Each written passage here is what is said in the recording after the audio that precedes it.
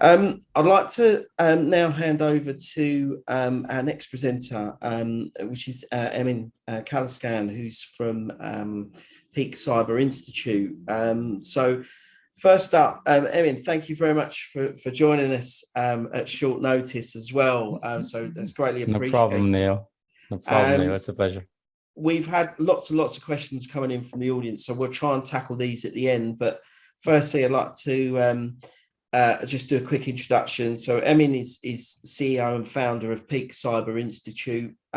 He's a cyber career mentor, and also vast experience in terms of his career in cyber. And I'm sure he'll be able to answer some of your questions that may well have already come up in the chat. So straight over to you, Emin, and Thank you. we'll take some questions further at the end. Yes, of course. I'll keep it tight. Thanks a lot, Neil, and thanks for the perfect presentations, James, Dave, and John. I think they were very insightful. So what I want to do, let me first of all share my screen and dive right in. Instead of talking about like what I do, what we do, this, that, whatever, I wanted to kind of summarize kind of like a lessons learned from the previous 5 years of experience that we've been having conversations with people. They want to join cybersecurity. They want to upgrade their current careers to cybersecurity. They are coming from absolute zero, or this is what they think. That's not true. And what I noticed over time, what we have noticed, is that there are 3 major mistakes that they make, and I'd like to talk about them to hopefully support our participants here, and they can hopefully avoid these mistakes and then focus on what really matters if the outcome is to get that ideal job in cybersecurity. Quick background, I'm a cybersecurity professional myself with about 15 years of experience, and I have the CSSP as well, which is a major certification. Just like John mentioned, it's a great accreditation, but obviously, if that's not you, if you're just getting started, that's not ideal. And I had the pleasure, really, and I was really lucky to work with different private organizations, public organizations, different kind of auditing organizations like before, even military like NATO.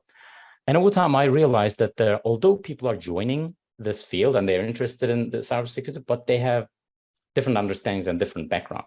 So how can you, if you're interested in cybersecurity, if you want to get that job, how can you identify what you need to do, what you can do? So I kind of had that experience in a way, and I was, I feel really blessed about that and grateful. So that's why let's just dive in and let me just talk about a couple of major mistakes that I see people are making all the time. And the first one is about focus. It's either not having the focus or having the focus, but on the wrong thing instead of the right thing. And obviously, this is not about getting a training. This is not about getting this certification or getting that skill, because those are fine. Like what I've noticed, everybody knows how to get a training, get some skills, some hands-on experience, this, that, whatever from different portals, excuse me. But if the outcome is to get that ideal job, not like a random position, ideal job, then the focus plays a very, very important role. And first of all, like, do you 100% know what you want specifically? Many times people want to get a job in cybersecurity, but that's too vague. Like, there are more than 200 different job titles. And just like my colleague James mentioned, and every company has a different understanding of those job titles. It's a complicated world, but it starts with you as a candidate to really understand what you want and then create a career on your own choice. Or like, are you trying to be everything for everyone? Oh, this is a penetration testing opportunity. Let me just update my CV and then submit. Oh my God, there's SOC analyst entry level. Let me just dive in. It's overwhelming and it's hard. And what I noticed, that's the major mistakes. That's one of the major mistakes. And being very specific is the key to success. And I don't mean like, okay, be very specific in this and that, whatever, but be very specific in your approach in a career, because at the end of the day, this is part of your life. So that's why you need to set the stage and you need to approach this accordingly. And how can you do this? One of the philosophies that I really like, this is actually from a Japanese concept, sorry. And it's about referring to having a direction or purpose in life. Because what happens is many times people can make money, can earn, and can make a living, but there is something bothering them. And sometimes they are not happy because of the finances. because of the lifestyle, they need to work really hard, they do irrelevant jobs, or maybe the contribution that they can do a lot better, they know, but unfortunately they hit a certain limit. So if you focus on these 4 elements, like what you love to do, let's just say you're interested in penetration testing, great. Cybersecurity analysis, operate and maintain, governance and compliance, and indirect roles like marketing, sales, recruitment, this, that, project management. What is it that you love to do? And then also, what you're good at. I mean, I can, for example, I love playing piano, playing the piano or accordion. Do I know how to play it? No. I mean, if I try to do that all the time, it's for sure that I will make everyone miserable around me. So it just doesn't work that way. You also need to understand what you're good at. And you don't have to be the expert, like a unicorn, my colleague mentioned. No, but still, do you have the basic foundations right? So that when you join a company, an organization, can you be productive in the first couple of days or weeks? At that level is fine. And there is no reason why you wouldn't get, and there are lots of different ways to get that ideal foundation so that you can start creating value. And then also what you can be paid for, because at the end of the day, it's a career, which means you need to get something in return. Maybe not a lot of finances, but if you want to, I don't know, join the government, or maybe join the military, or maybe charity, maybe the pay scale might not be very high as like in an IT or finance company. But still, if that's what you want to do, that's good. You need to find a combination. And also what the world needs, what's needed out there, what's popular. What about the trend? Like 5-10 years ago, we weren't talking about cloud security that much, but now it's a real thing. Okay. So as soon as you identify this ikigai, like the middle, then you can hit the income, the lifestyle, and the contribution goals much, much faster. And the reason why focus is too important, very important, is just like Steve Jobs mentioned in the past, people think focus means saying yes to the thing that you got to focus on, such as like cybersecurity, but that's not what it means at all, he says. It means saying no to the 100 other good ideas that are out there. Meaning, maybe I like the title, I like that company, and I want to work in that industry. But can I do all of them realistically? No, because my time is limited, especially for career changers. They only have like maybe 10 to 20 hours a week maximum to invest in this. So that's why, my friends, that focus is really important. And the mistake that I've noticed that most people, unfortunately, they want this, but they don't know how to do this, or they don't know specifically which and what specific area that they need to focus on, and they can get a job as well. And the second thing that I noticed is about skills. It's not like a mistake in terms of not having the skills, but again, following from the previous slide and the concept, skills on the wrong idea or the wrong subject, okay? Because it's not about the lack of skills. What I've noticed over many years, that people do have actually skills. Like they complete different hack the box, capture the flags, different hands-on skills, or even, certifications, etc. But that's not the problem. The problem is they don't have the right skills to get that ideal job. And many times, unfortunately, and that's a bit, that's a bit sorry to see, but what you lack is the thing you avoid doing. Sometimes I see people that they have perfect technical skills, but they are very weak on soft skills. They don't know how to communicate. So nobody understands them, especially during the interview process, job hunting process. So they wonder, like, why is not working? Isn't it working? And they go back and try to get more technical skills, which was not even relevant. The point was they didn't have enough soft skills, or maybe they didn't have enough network, which I'll talk about in just a minute. And in my opinion, that's why we see tons of people who have stack of certifications, lots of hours spent on capture the flags, hack the boxes, this, that, whatever, but they keep getting rejected because they are trying to fix a problem that doesn't exist. The problem is somewhere else. So that's why that ideal thing, that specific, as I call it, the cyber transform, is really important so that you can understand what you need to fix, my friends. And what I've noticed, again, from the recruitment point of view as well, from a hiring manager, HR, and the founder of the company, I'm hiring lots of people as well in my previous experience as well as a cybersecurity manager. Essentially, you can narrow it down to three basic questions, my friends. The first one is, can you do this job at least at the basic level? Like, do you have something to show? Again, like, do you have maybe like a showcase of a simple certification maybe, or like hands-on skills that you can, get started? You can start talking about something, even if you're not coming from a technical background, even if you don't have years of experience, it's fine. But still, can you at least show them that you would be productive in the first couple of weeks? And the second thing, which is also a major blocking point, this is what recruiters, hiring managers are asking you. Maybe not directly, but still. Do you want to do the job? Are you committed?